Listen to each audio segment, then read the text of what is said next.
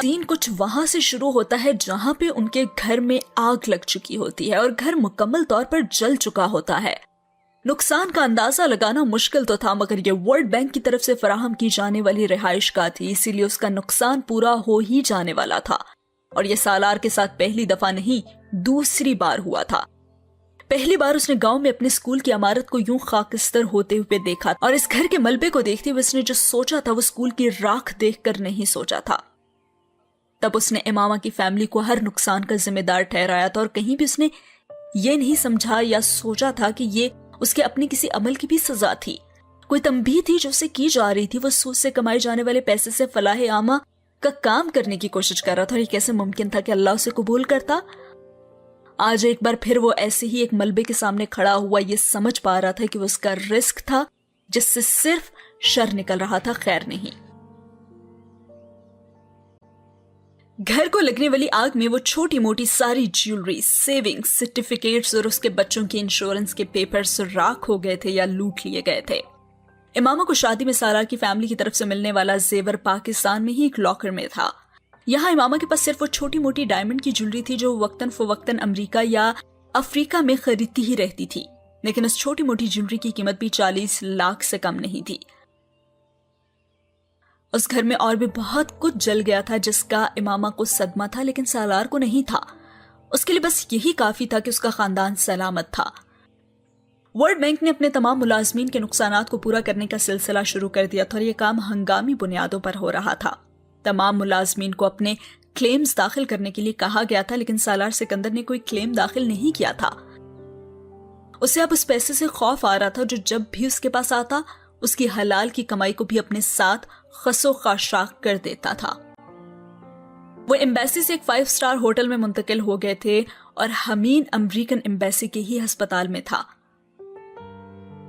तभी सालार इमामा से कहने लगा, मैं चाहता हूं कि जब भी डॉक्टर्स हमीन को सफर के काबिल करार दें तो तुम बच्चों को लेकर पाकिस्तान चली जाओ।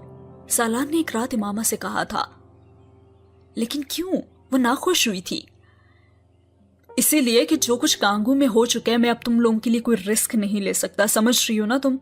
इमामा कुछ देर पहले उसके लिए कॉफी बनाकर लाई थी और कई दिनों बाद उन्हें रात के इस पहर आपस में बात करने का मौका मिला था। हमीन अस्पताल से डिस्चार्ज होने वाला था और सालार जैसे उनको वापस भेजने के लिए घड़ियां गिन रहा था। अगर ऐसी बात है कि कांगू इतना गैर महफूज है सालार, तो तुम यहां क्यों रहना चाहते हो? तुम भी हमारे साथ वापस चलो ना, इमामा ने जवाबन कहा और वह गहरा सांस लेकर रहा। इमामा ने जवाबन कहा और वह गहरा सांस लेकर रह गया। मुझे बहुत सारे जरूरी काम हैं यहां, बहुत सारी जिम्मेदारियां हैं, मैं फिलहाल नहीं जा सकता यहां से। उसने एक घूंट लिया। फिलहाल? इमामा ने जवाबन पूछा। हाँ, अगले 5 साल तकरीबन। हरगिज नहीं। इमामा ने कॉफी का कप उसी तरह रख दिया। मजीद किसी सवाल जवाब के बगैर उसने अपना फैसला सुना दिया। इमामा, समझने की कोशिश करो, तुम्हारी जिद मुझे कमजोर कर देगी। तुम और बच्चे यहां रहोगे तो मैं बहुत परेशान रहूंगा, अपने काम पर ध्यान भी नहीं दे पाऊंगा। तुम लोग महफूज। और फिर इमामा ने उसकी बात काट दी। तुम्हें लगता है तुम यहां कांगू में बैठे रहोगे तो मैं और बच्चे पाकिस्तान में ऐश करेंगे? तुम सिर्फ अपने सुकून के लिए मुझे बेसुकून करना चाहते हो? मैं नहीं जाऊंगी सालार, मुझे वहीं रहना है जहां तुम रहोगे, बस। वो उसकी शक्ल देखकर रह गया था। वो उसके हर लहजे से वाकिफ था और जानता था वो इस जिद से नहीं हटेगी। डॉक्टर सब्त अली ने कहा था उसे इमामा से जो तकलीफ मिली थी वो उसके अपने आमाल का नतीजा थी, लेकिन वो उनसे ये पूछना चाहता था कि उसे उसके साथ में जो सुकून मिला था वो किस नेकी का सिला था। और सीन हुआ यहीं पे खत्म।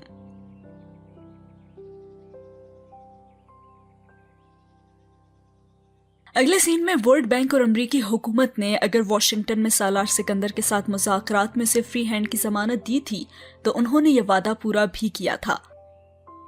उन्होंने सालार सिकंदर को अफ्रीका के सयाहो सफेद का मालिक बनाकर वहां भेजा था। वर्ल्ड बैंक के मुख्तलिफ खितों के लिए मखसूस वाइस प्रेसिडेंट्स में से पहला और वाहिद वाइस प्रेसिडेंट था वो जिसके पास काम करने की इतनी आजादी और इख्तियारात थे और जिससे वर्ल्ड बैंक का बोर्ड ऑफ गवर्नर्स ही नहीं अमरीकी स्टेट डिपार्टमेंट भी वक्ती तौर पर दब रहा था। सालार सिकंदर उनका वो प्यादा था जो बैठे बिठाए प्यादे से बादशाह बन गया था और इस चेस बोर्ड पर मौजूद तमाम अहम मोहरों को यकदम उसको बादशाह की हैसियत देनी ही पड़ी थी।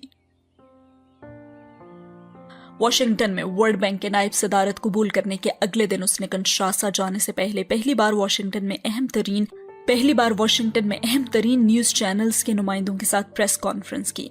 वो पेट्रोस इबाका की मौत के बाद उसकी पहली रस्मी बातचीत थी जिसमें उसने कांगो में वर्ल्ड बैंक के इस प्रोजेक्ट के हवाले से माजी में होने वाली ज्यादतियों का अजाला करने की यकीन दहानी कराते हुए वर्ल्ड बैंक पर की जाने वाली तनकीद को खुले दिल से तस्लीम किया था। उसने बैंक का दिफा नहीं किया था। सालार सिकंदर की प्रेस कॉन्फ्रेंस वर्ल्ड बैंक इंतजामिया के लिए खसियाहट का बायस होने के बावजूद सिर्फ इसलिए हौसला अफजा थी क्योंकि उसमें सालार सिकंदर ने अफ्रीका के बदतरीन मुआशी और मुशरती हालात में वर्ल्ड बैंक से होने वाली गलतियों के बावजूद उसकी वहां जरूरत और किरदार की अहमियत पर जोर दिया था, खासतौर पर दुनिया के बदलते हुए हालात में। उसकी इस पहली कॉन्फ्रेंस की अहम बातें अफ्रीका के बड़े बड़े अखबारात ने अगले दिन हेडलाइंस के तौर पर लगाई थी। कांगो के अवाम के लिए सालार सिकंदर का चेहरा इस्तेहसाली साम्राज्य का चेहरा नहीं था, उनके लिए वो पेट्रोस इबाका के एक करीबी और काबिल एतमाद साथी का चेहरा था। वो कांगो में आने के बाद पेट्रोस इबाका की मैयत वापस आने से पहले कांगो के तूलो अरूज में हर उस कबायली लीडर से मिला था जो पेट्रोस इबाका का साथी था और जो कबाइलों में थोड़ा बहुत असर रसूख रखता था। पेट्रोस इबाका के खानदान ने उसकी मौत के बाद किसी भी गैर मुल्की इदारे या हुकूमत के नुमाइंदों से मिलने से इनकार कर दिया था, लेकिन सालार सिकंदर की मुलाकात की दरखास्त को उन्होंने रद्द नहीं किया था। सालार सिकंदर ने वर्ल्ड बैंक की इंतजामिया के जरिए अमरीकी हुकूमत को यह बात बावर कराई थी कि इबाका की लाश की बाइज्जत वापसी कांगो और अफ्रीकी अवाम के दिलों में इस गुस्से को खत्म करने में मुआवन साबित होगी जो उसके मुर्दा जिस्म को अमरीका जबरदस्ती वहीं रख कर बढ़ा रहा था। अमरीकी हुकूमत उसके कांगो वापसी के 2 हफ्ते बाद इबाका की मैयत वापस भेजने पर तैयार हो गई थी।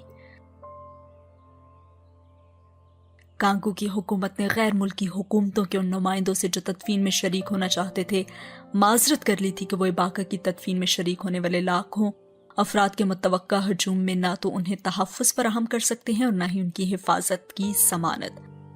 वर्ल्ड बैंक की इंतजामिया और स्टेट डिपार्टमेंट ने सालार सिकंदर को भी इबाका की आखिरी रसूमात में शरीक होने से रोका था, जिसके लिए उसे इबाका की फैमिली ने मदऊ किया था और सालार ने इस दावतनामे को कबूल कर लिया था। इमामा भी उसके फैसले से नाखुश और खौफजदा थी और उसने उसे समझाने और रोकने की हर मुमकिन कोशिश की थी।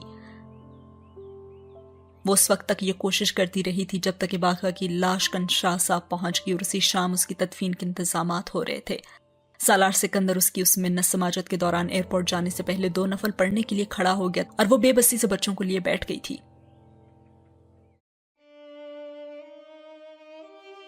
तभी सालार कहने लगा कि अगर मुझे कुछ हो गया तो तुम बच्चों को लेकर फौरी तौर पर पाकिस्तान चली जाना, इस इंतजार में मत बैठी रहना कि मेरी डेड बॉडी तुम्हें मिल जाए। उसने नफल पढ़ने के बाद पहला जुमला उससे यही कहा था और उस वक्त अपने बेडरूम में था। बच्चे दूसरे कमरे में थे और इमामा उनके पास से उठकर उसे समझाने आई थी और उसकी नमाज खत्म होने के इंतजार में बैठी थी और उसने जाए नमाज तय करते हुए बड़े इत्मीनान से यह कहा था। इमामा के दिल पर चोट पड़ी। तुम वाकई बहुत बेरहम हो सालार, उसने अपनी आंखें रगड़ते हुए सालार से कहा। तुमसे कम, सालार ने हंसते हुए से अपने साथ लगा लिया था। फिर वो दूसरे कमरे में अपने बच्चों से मिलने आया। जिब्रील बाप के साथ ही दरवाजे तक चला आया और दरवाजे से निकलते हुए उसने इमामा को खुदा हाफिज कहा तो उसने उसका बाजू पकड़ लिया। तुम वापस आ जाओगे ना सालार? वो बरसती आंखों से मिन्नत भरे अंदाज में उससे कह रही थी, यूं जैसे वो उसकी बात नहीं टालेगा या शायद रुक ही जाएगा। उसने इमामा से नजरें मिलाए बगैर अपने बाजू से उसका हाथ उठाकर उसे नरमी से चूमा और कहा इंशाल्लाह। फिर झुककर अपनी टांग से चिपके जिब्रील को उठाते हुए उसका मुंह चूमा और कहा अपनी मम्मी और बहन भाई का ख्याल रखना। आई ऑलवेज डू बाबा। जिब्रील ने उसे यकीन दिलाया और सालार ने एक बार फिर उसका मुंह चूमा और उसे कहा I am proud of you my son. Salar ने उसे गोद से उतार दिया और सबको खुदा हाफिज कहा और दरवाजे में बरसती आंखों के साथ खड़ी इमामा को देखे बगैर।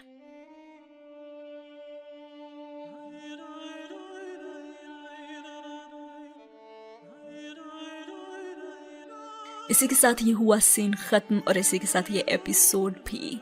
کیا ہونے والا ہے سالار کے ساتھ جانیں گے اگلی ایپیسوڈ میں. تب تک کے لیے رکھیے اپنا بہت سارا خیال. اللہ حافظ.